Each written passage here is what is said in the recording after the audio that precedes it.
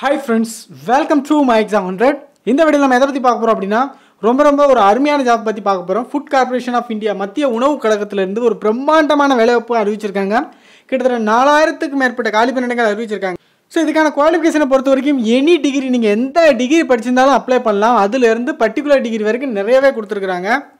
Junior engineer, assistant, அப்புறம் typist, steno, அப்புறம் accounts இந்த மாதிரி நிறைய கேட்டகரியில வேலை இருக்குது. ஆகவே இந்த வீடியோவை கட்டாயம் நிறைய பேருக்கு ஷேர் பண்ணுங்க. ஸோ இது போல் பலவிதமான வீடியோக்களை தெரிஞ்சுக்க இது வரைக்கும் நம்ம சேனலை சப்ஸ்கிரைப் பண்ணலாம் அப்படின்னா சப்ஸ்கிரைப் பண்ணிக்கோங்க. இது வரைக்கும் அந்த பெல் பட்டனை ப்ரெஸ் பண்ணலன்னா பெல் பட்டன் ப்ரெஸ் பண்ணிக்கோங்க. அப்படியே ஃபேஸ்புக், டெலிகிராமில் ஃபாலோ பண்ணிக்கோங்க.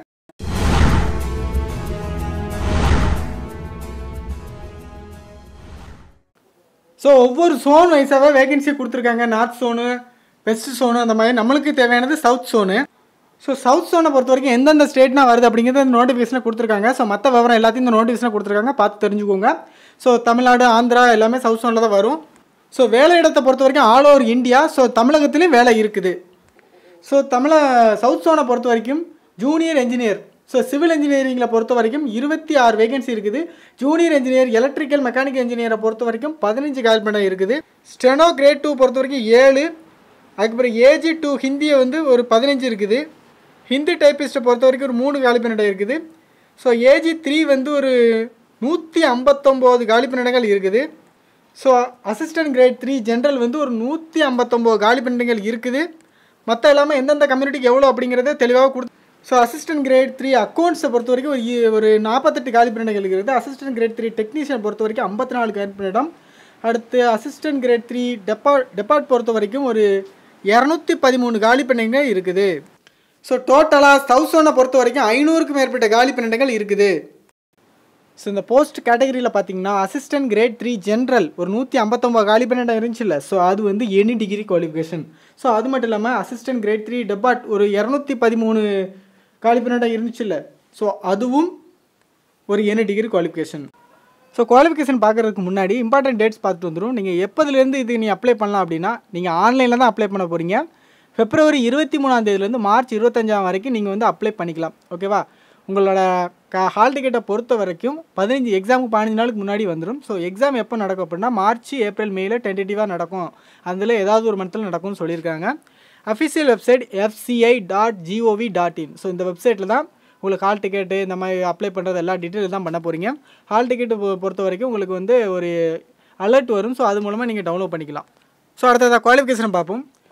இந்த குவாலிஃபிகேஷன் பார்க்குறதுக்கு முன்னாடி ஒவ்வொன்றிலையும் போஸ்ட் கோடு அப்படின்னு ஒன்று கொடுத்துருக்காங்க, ABCDன்னு. ஸோ அதை நோட் பண்ணிக்கோங்க. ஸோ நீங்கள் ஏதாவது ஒரு போஸ்ட் தான் நீங்கள் அப்ளை பண்ணணும். ஸோ எதை பண்ண போகிறோம் அப்படின்னு டிசைட் பண்ணிக்கோங்க.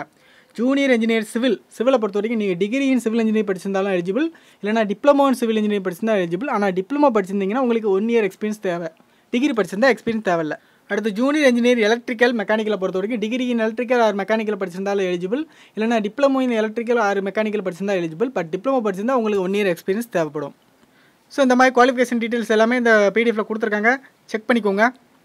ஸோ அடுத்தது அசிஸ்டன்ட் கிரேட் 3 ஜென்ரல், இதுக்கான போஸ்ட் கோடு வந்து F. ஸோ இதுக்கு வந்து நீங்கள் எனி டிகிரி படிச்சிருந்தாலும் அப்ளை பண்ணலாம். உங்களுக்கு வந்து கம்ப்யூட்டர் யூஸ் பண்ண தெரிஞ்சிருக்கணும். ஸோ மேக்ஸிமம் எல்லா போஸ்ட்டுமே ப்ரொஃபிஷியன்சி ஆஃப் கம்ப்யூட்டர் யூசேஜ் உங்களுக்கு தெரிஞ்சிருக்கணும். ஸோ அடுத்த அசிஸ்டன்ட் கிரேட் அக்கௌண்ட்ஸை பொறுத்த வரைக்கும் நீங்கள் பேச்சுலர் டிகிரி இன் காமர்ஸ் முடிச்சிருக்கணும், plus proficiency in use of computers. அடுத்த அசிஸ்டன்ட் கிரேட் டெக்னிக்கலை பொறுத்த வரைக்கும் நீங்கள் பிஎஸ்சி அக்ரி படிச்சிருந்தால் எலிஜிபிள், இல்லைனா பிஎஸ்சியில் botany, zoology, biotechnology, biochemistry, microbiology, food science படிச்சிருந்தாலும் எலிஜிபிள். அல்லது பிடெக் பிஇயில் ஃபுட் சயின்ஸு, நான் ஃபுட் சயின்ஸ் டெக்னாலஜி, நான் அக்ரிகல்ச்சர் இன்ஜினியரிங், நான் பயோடெக்னாலஜி, ஸோ எல்லாமே AICTE அப்ரூவ் பண்ண ஒரு இன்ஸ்டியூஷன் நீங்கள் படிச்சிருந்தால் எலிஜிபிள். ஸோ ரெண்டாவது proficiency in use of computers. So computer use பண்ண நல்லா தெரிஞ்சிருக்கணும். ஸோ ஃபைனலாக ஒரு 213 காலி பணியிடம். So any degree post assistant grade 3 depart, இதுக்கான போஸ்ட் கோடு வந்து I. ஸோ கிராஜுவேட் டிகிரி நீங்கள் எந்த டிகிரி படிச்சிருந்தாலும் இதுக்கும் எலிஜிபிள் தான், with proficiency in use of computer. So computer use பண்ண தெரிஞ்சிருக்கணுங்களா. ஸோ மொத்தம் நிறைய சோன் இருக்குது, நீங்கள் ஏதாவது ஒரு சோன் சூஸ் பண்ணிக்கலாம். ஸோ நம்ம சென்னை பீப்புள்னால் சவுத் சோன் சூஸ் பண்ணிக்கோங்க. நீங்கள் அப்ளை பண்ணுறது ஒரே ஒரு போஸ்ட் தான் அப்ளை பண்ணணும். அது எந்த போஸ்ட் கோடு அப்படிங்கிறத மென்ஷன் பண்ணிக்கோங்க. ஸோ ஏஜ் லிமிட்டை பொறுத்த வரைக்கும் ஒவ்வொரு போஸ்ட்டுக்குமே அதுக்கு பக்கத்துலேயே மேக்ஸிமம் ஏஜ் லிமிட் அப்படின்னு போட்டு 1/1/2019 அந்த கணக்குப்படி ஒவ்வொரு போஸ்ட்டுக்குமே இந்தந்த ஏஜ் லிமிட் அப்படின்னு கொடுத்துருக்குறாங்க. ஸோ அதை பார்த்துக்கோங்க. சவுத் சோன் பொறுத்த வரைக்கும் junior engineering, civil and mechanical, electrical பொறுத்த வரைக்கும் 28 வயசு மேக்ஸிமம். ஸ்டெனோ கிரேட் 3க்கு 25. ஸோ இந்த மாதிரி ஒவ்வொன்றா கொடுத்துருக்காங்க. ஸோ ஏஜ் ரிலாக்ஸேஷன் இருக்குது. வழக்கமாக எஸ்சி எஸ்டிக்கு ஒரு 5 வருஷம் எக்ஸ்ட்ரா கொடுப்பாங்க. அதாவது அதில் 28னா 33 வயசு வரைக்கும் பண்ணிக்கலாம், அந்த மாதிரி meaning. So SC ST people. So maximum age limit எவ்வளோ இருக்கோ அதுலேருந்து எக்ஸ்ட்ரா 5 வருஷம் வந்து எஸ்சி எஸ்டி கொடுக்குறாங்க. ஓபிசிக்கு எக்ஸ்ட்ரா 3 வருஷம் கொடுக்குறாங்க. பிடபிள்யூடிக்கு 10 வருஷம் கொடுக்குறாங்க. இந்த மாதிரி ஏஜ் ரிலாக்ஸேஷன் கொடுத்துருக்காங்க. செலெக்ஷன் ப்ராசஸை பொறுத்த வரைக்கும் online test and document verification. Online டெஸ்ட்டை பொறுத்த வரைக்கும் ஃபேஸ் 1 ஃபேஸ் 2ன்னு 2 கிட்டமாக நடத்துகிறாங்க. ஃபேஸ் 1 பொறுத்த வரைக்கும் எல்லாத்துக்கும் காமன், எல்லா போஸ்ட்டுக்கும். ஃபேஸ் 1 எக்ஸாம் பொறுத்த வரைக்கும் English, reasoning ability, aptitude reasoning and English 3 இதுவும் இருக்குது. ஸோ மொத்தம் 100 கொஷின் 100 மார்க்கு. ஸோ எக்ஸாம் வந்து இங்கிலீஷ் அண்ட் ஹிந்தியில் இருக்கும். நெகட்டிவ் மார்க் வந்து 1/4 இருக்குது அப்ஜெக்டிவ் டைப். ஸோ மொத்தம் ஆன்லைன் டெஸ்ட்டை பொறுத்த வரைக்கும் ஃபேஸ் 1 ஃபேஸ் 2ன்னு 2 இருக்குது. ஃபேஸ் 1 பொறுத்த வரைக்கும் எல்லா போஸ்ட்டுக்கும் சேம் தான். ஃபேஸ் 2வில் பொறுத்த வரைக்கும் 2 பேப்பர் இருக்குது. சில போஸ்ட்டுக்கு 1 பேப்பர் தான் இருக்குது, சில போஸ்ட்டுக்கு 2 பேப்பர் இருக்குது. அது என்னென்னு தெளிவாக கொடுத்துருக்காங்க. 1 பேப்பர் எக்ஸாம்ங்கிறதுக்கு போஸ்ட் கோடை பாருங்கள். FIEEC அந்த போஸ்ட் கோடு உள்ளவங்களுக்கு 1 பேப்பர் எக்ஸாமு. 2 பேப்பர் எக்ஸாம் வந்து என்னென்னா ABGHD. ஸோ இது எல்லாமே 2 பேப்பர் எக்ஸாமு. ஸோ மொத்தம் 5 பேப்பர் இருக்குது. 5 பேப்பரில் சில போஸ்ட்டுக்கு வந்து 1 பேப்பர் வைக்கிறாங்க, சில போஸ்ட்டுக்கு வந்து 2 பேப்பர் வைக்கிறாங்க மாறி மாறி. ஸோ மொத்தம் அந்த paper 1, paper 2, paper 3, paper 4, paper 5 இந்த 5 போஸ்ட்டுக்கான சிலபஸும் இந்த நோட்டிஃபிகேஷனில் பின்னாலே கொடுத்துருக்காங்க. ஸோ செக் பண்ணிக்கலாம். ஸோ அதிகபட்ச பேர் அப்ளை பண்ணக்கூடிய எனி டிகிரி போஸ்ட்டான F&I போஸ்ட் கோட், அதாவது அசிஸ்டன்ட் கிரேட் 3 ஜென்ரல் ஒரு 159, அதுக்கப்புறம் அசிஸ்டன்ட் கிரேட் 3 டிபார்ட் வந்து ஒரு 213 வேகன்சி இருக்குது. ஸோ இதுக்கு வந்து போஸ்ட் கோடு F&I. ஸோ இதுக்கு வந்து பேப்பர் 1, அந்த பேப்பர் 1 மட்டும்தான் செகண்ட் ஃபேஸில் இருக்க போகுது. ஓகே, அப்போ இது வந்து 1 பேப்பர் எக்ஸாம். ஸோ அடுத்ததாக இந்த டைப்பிஸ்ட், ஹிந்தி டைப்பிஸ்ட்னு சொல்கிறாங்களே, ஸோ அது வந்து பேப்பர் 3 மட்டும்தான் இருக்க போகுது. அதோட போஸ்ட் கோடு E தான். அதுக்கு வந்து பேப்பர் 3 மட்டும் தான் இருக்க போகுது. அதுக்கு பிறகு 2 பேப்பர் எக்ஸாம் பொறுத்த வரைக்கும் பேப்பர் 1 அண்ட் பேப்பர் 2 2 பேப்பர் இருக்குது. எதுக்கு அப்படின்னா junior engineer, civil engineering, mechanical engineering, electric engineering இந்த JEE போஸ்ட்டுக்கு நீங்கள் அப்ளை பண்ணிங்கன்னா அப்படின்னா, அதாவது ஃபஸ்ட்டு பேஸில் எக்ஸாம் வந்து காமன், ஃபஸ்ட் பேஸ் எக்ஸாம் எல்லாரும் எழுதாகணும். செகண்ட் பேஸில் தான் இத்தனை பேப்பர் அப்படிங்கிற ஒரு பிரச்சனை இருக்குது. ஸோ செகண்ட் பேஸில் பொறுத்த வரைக்கும் இந்த ஜூனியர் JEE போஸ்ட் நீங்கள் அப்ளை பண்ணிங்கன்னா உங்களுக்கு 2 பேப்பர் இருக்குது. பேப்பர் 1 அண்ட் பேப்பர் 2ன்னு 2 பேப்பர் இருக்குது. ஸோ அடுத்ததாக பேப்பர் 1, பேப்பர் 3 மற்றும் பேப்பர் 5. ஸோ இதுக்கு வந்து எப்படி இருக்கணும் அப்படின்னா 120 மல்டிபிள் சாய்ஸ் கொஸ்டின் இருக்கும். ஒவ்வொரு கொஸ்டின் 1 மார்க், மொத்தம் 120 மார்க்கு. ஸோ இதுக்கு வந்து நெகட்டிவ் மார்க் 1/4 இருக்குது. அடுத்து பேப்பர் 2 அதை பொறுத்த வரைக்கும் 60 மல்டிபிள் சாய்ஸ் கொஸ்டின் இருக்குது. ஒவ்வொன்றுக்கு 2 மார்க், 120 மார்க்கு. ஸோ இதுக்கும் நெகட்டிவ் மார்க் 1/4 இருக்குது. அடுத்து பேப்பர் 4 பொறுத்த வரைக்கும் இதுக்கு வந்து மொத்தம் 2 கொஸ்டின், மொத்தம் ஒவ்வொரு கொஸ்டினுக்கு 60 மார்க், மொத்தம் 120 மார்க்கு. இதுக்கு நெகட்டிவ் மார்க் கிடையாது. ஸோ அடுத்ததான் இந்த paper 1, paper 2, paper 3, paper 4, paper 5 இந்த அத்தனை பேப்பருக்கும் இவ்வளோ சிலபஸ் கொடுத்துருக்காங்க. ஸோ ஃபைனலாக ஈஸியாக எல்லோரும் புரிஞ்சுக்கிற மாதிரி சொல்கிறேன். ஸோ இப்போ வந்து இந்த பேப்பருக்கு இப்போ இன்னும் ஒரே குழப்பமாக இருக்குது அப்படின்னு யாரும் நினைக்க வேண்டாம். ஸோ இப்போ வந்து எனி டிகிரி போஸ்ட், நான் எனி டிகிரி படிச்சிருக்கேன், நான் எனி டிகிரி போஸ்ட் நான் அப்ளை பண்ணோம் அப்படின்னா எனக்கு எத்தனை எக்ஸாம் அப்படின்னு பார்த்தீங்கன்னா, எந்த போஸ்ட்டாக இருந்தாலும் காமனாக இந்த ஃபேஸ் 1 எக்ஸாம் கட்டாயம் எழுதி ஆகணும். ஸோ ஃபேஸ் 1 எக்ஸாம் வந்து ஸ்க்ரீனிங் டெஸ்ட்டு. ஸோ இப்போ நான் எனி டிகிரி போஸ்ட்டுக்கு அப்ளை பண்ணியிருக்கேன். அப்போ நான் ஃபேஸ் 1 எக்ஸாம் எழுதிடுவேன். காமனாக எல்லாரும் ஃபேஸ் 1 எக்ஸாம் எழுதிடுவாங்க. அப்போ ஃபேஸ் 2வில் தான் நம்ம 1 பேப்பர் எக்ஸாம் எழுத போகிறோமா, நம்ம எக்ஸாமில் 2 பேப்பர் இருக்க போதா அப்படிங்கிறது இது நீங்கள் செலக்ட் பண்ணுற போஸ்ட்டை பொறுத்து தான் முடிவு பண்ண முடியும். இப்போ நான் any degree post assistant grade 3 general அந்த போஸ்ட் நான் எடுத்திருக்கேன். என்னோட போஸ்ட் கோடு F அப்படின்னு வச்சிங்கன்னா எனக்கு ஒரே ஒரு பேப்பர் தான் எக்ஸாம். அதாவது செகண்ட் ஃபேஸ் எக்ஸாமில் ஒரே ஒரு பேப்பர் தான் எழுத போகிறேன். அது என்னதுன்னா பேப்பர் 1. அந்த பேப்பர் 1 மட்டும் தான் எழுத போகிறேன்.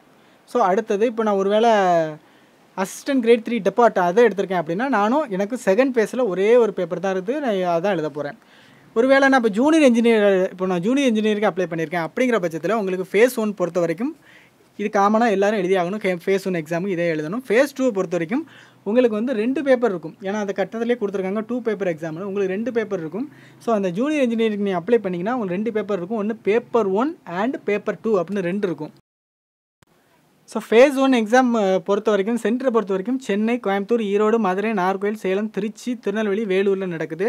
ஸோ ஃபேஸ் 2 எக்ஸாம் பொறுத்த வரைக்கும் சென்னை, மதுரையில் மட்டும் நடக்குது. ஸோ நம்ம சவுத் சோனை பொறுத்த வரைக்கும் ஆந்திரா, கர்நாடகா, கேரளா, தமிழ்நாடு, தெலுங்கானா மற்றும் யூனியன் பிரதேசங்களில் அந்தமான் நிகோபார் தீவுகள், லட்சத்தீவுகள், புதுச்சேரி, ஸோ இந்த எல்லா இடமும் சேர்ந்தது தான் சவுத் சோனு. ஸோ இதில் ஏதாவது ஒரு இடத்துல நீங்கள் அப்ளை பண்ணால் உங்களுக்கு வேலை இருக்கும். ஸோ தமிழகத்துலேயும் வேலை இருக்குது. அப்ளிகேஷன் ஃபீஸை பொறுத்த வரைக்கும் 500 ரூபா. ஜென்ரல் அண்ட் ஓபிசி கேண்டிடேட்டுக்கு 500 ரூபா. எஸ்சி, எஸ்டி, பிடபிள்யூடி அவங்களுக்குனா ஃபீஸே கிடையாது. மற்றும் பெண்களுக்கும் ஃபீஸே கிடையாது. ஸோ கட்டாயம் எஸ்சி, எஸ்டி அண்ட் பெண்கள் கட்டாயம் அப்ளை பண்ணுங்கள். ஃபீஸ் கிடையாது, ஒரு நல்ல வாய்ப்பு. ஸோ மற்ற ஜென்ரல் ஓபிசி கேண்டிடேட்டும் கட்டாயம் அப்ளை பண்ணுங்கள். ஸோ எப்படி ஆன்லைனில் அப்ளை பண்ணுறது அப்படிங்கிறது இவங்களே இந்த பிடிஎஃப்ல 25ஆம் பக்கத்துலேருந்து கொடுத்துருக்காங்க. ஸோ நீங்களும் அதில் செக் பண்ணிக்கலாம். ஸோ 23ஆம் தேதியிலேருந்து நீங்கள் அப்ளை பண்ணிக்கலாம். ஸோ பிப்ரவரி 23ஆம் தேதி. ஸோ அப்ளை பண்ணுற டைம் வரும்போது நம்ம இதுக்கு வீடியோ போட்டுடலாம் அப்போ எப்படி அப்ளை பண்ணுறதுன்னு. ஸோ அடுத்து எந்த ஒரு ஆன்லைன் எக்ஸாம்லையும் சொல்கிற ஒரே இதுதான், இந்த ஃபோட்டோ சைன் இந்த மாதிரி சொல்லியிருக்காங்க. ஸோ இது இப்போ சொல்ல வேண்டிய அவசியமே இல்லை. ஸோ சைஸ் 20லேருந்து 50 கேபிக்குள்ளே இருக்கணும் ஃபோட்டோ சைஸ். இந்த மாதிரி ஒவ்வொன்றுக்கும் எவ்வளோ சைஸ் இருக்குன்னு கொடுத்துருக்காங்க. சிக்னேச்சரை பொறுத்த வரைக்கும் ஸோ நீங்கள் ஒரு ஒயிட் பேப்பரில் பிளாக் இங்க் வச்சு தான் சிக்னேச்சர், அதுக்கு ஒரு லெஃப்ட் தம்பி இம்ப்ரெஷனு, அதுக்கு ஒரு ஹேண்ட் ரிட்டன் டிக்ளரேஷன், இந்த எல்லாமே பிளாக் இங்கில் தான் நீங்கள் பண்ணணும். அதாவது சிக்னேச்சரு பிளாக் இங்கு, லெஃப்ட் தம்பி இம்ப்ரெஷனை வந்து நீங்கள் பிளாக் ஆர் ப்ளூ இங்கு, செல்ஃப் டிக்ளரேஷன் வந்து உங்களுக்கு வந்து பிளாக் இங்கு. ஸோ இதெல்லாம் நீங்கள் அப்ளை பண்ணச்சிலே பார்த்துக்கலாம். நிறைய வீடியோ யூடியூப்ல கிடைக்கும். செல்ஃப் டிக்ளரேஷன் என்ன எழுதணும் அப்படிங்கிறது இதிலே கொடுத்துருக்காங்க. ஐ டேஷ் போட்டிருக்காங்க, அதில் உங்கள் பேர் போட்டு இதில் இருக்கிறத எழுதி இதை தான் நீங்கள் ஸ்கேன் பண்ண போகிறீங்க. ஒரு ஒயிட் பேப்பரில் இது இருக்கிற இங்கிலீஷில் நீட்டாக எழுதி நீங்கள் ஸ்கேன் பண்ண போகிறீங்க. பிளாக் இங்கில் தான் எழுதணும். குறிப்பாக அந்த ஹேண்ட் ரிட்டன் டிக்ளரேஷன் உங்கள் கையால் நீங்கள் தான் எழுதணும். யாரோ எழுதுனதை காப்பி பேஸ்ட் பண்ணக்கூடாது. ஓகே ஃப்ரெண்ட்ஸ், இந்த வீடியோ பிடிச்சிருந்தால் லைக் பண்ணுங்கள், நிறைய பேருக்கு கட்டாயம் ஷேர் பண்ணுங்கள். அப்படியே நம்ம சேனலை இது வரைக்கும் சப்ஸ்கிரைப் பண்ணலன்னா சப்ஸ்கிரைப் பண்ணிக்கோங்க. ஸோ பிப்ரவரி 23ஆம் தேதியிலேருந்து தான் அப்ளை பண்ண முடியும். ஸோ அன்னையிலேருந்து அப்ளை பண்ணிட்டு நம்ம வீடியோ போட்டுக்கலாம். Okay, thank you.